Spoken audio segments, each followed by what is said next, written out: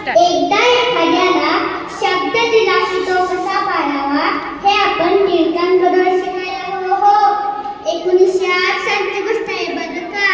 त्यावेळी इंग्रज सरकारने लोकमान्य टिळकांवर राजद्रोहाचा दुसरा खटला भरला होता. त्यासाठी टिळकांना आपल्या बचावाचे भाषण न्यायालयात करायचे होते. त्या न्यायालयाच्या इमारतीत एका खोलीमध्ये टिळकांना त्या दिवशी आणून ठेवले होते. टिळक भाराभर पुस्तकांच्या गराड्यात बसले होते आणि अभ्यास करण्यात टिपणं काढण्यात अगदी मग्न होऊन गेले होते. टिळकांच्या खोलीबाहेर पहाड्यावर एक इंग्रज अधिकारी होता. तो बिचारा पारा देऊन देऊन अगदी कंटाळला होता. तो म्हणाला, हे मिस्टर ठळक, बडी श्रांत झाली आहे. तुम्ही काय नुसते इकडे तिकडे नाव शिवणार, इकडे तिकडे केव्हा बुक्स वाचत बसणार, रात्र एक नाही बघणार. तुमच्या सरकारनं राजद्रोह केल्याचा खोटा खटला भरलाय माझ्यावर. तर माझ्या बचावाचं भाषण मला तयार करायला नको का? बरोबर आहे, पण तुम्ही सुद्धा काही मिस्टेक केली असणार ना.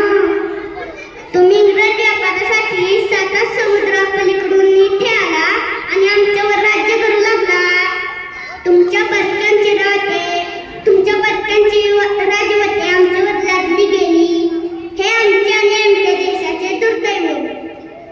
आणि हेच मी उत्कमाच्या वृत्तपत्रामधून, केसरीमधून, अवधलेख लिहून मानलं तर मी काय द्रोह केला? जाऊ दे, हे तुझ्या वाक्या पलीकडचे आहे. पण मला कळते बरं का, ते एवढे आस्थेने माझी चौकशी का करत असते? झोप आली ना रे तुला? त्यावर तो इंग्रज अधिकारी करत नाही नो म्हणू लागला.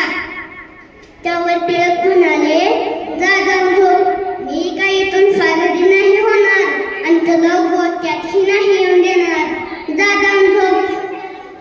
पहाटे 5 वाजता टिळक त्याला उठवत म्हणाले, उठ रे बाबा, आता संपलं माझं काम. उठ रे बाबा, आता संपलं माझं काम. पोलीस अधिकारी चटकन उठला आणि म्हणाला, ओ माय गॉड, पहाटेचे 5 वाजले. म्हणजे तुम्ही रात्री 9 वाजता 9 वाजल्यापासून 5 वाजेपर्यंत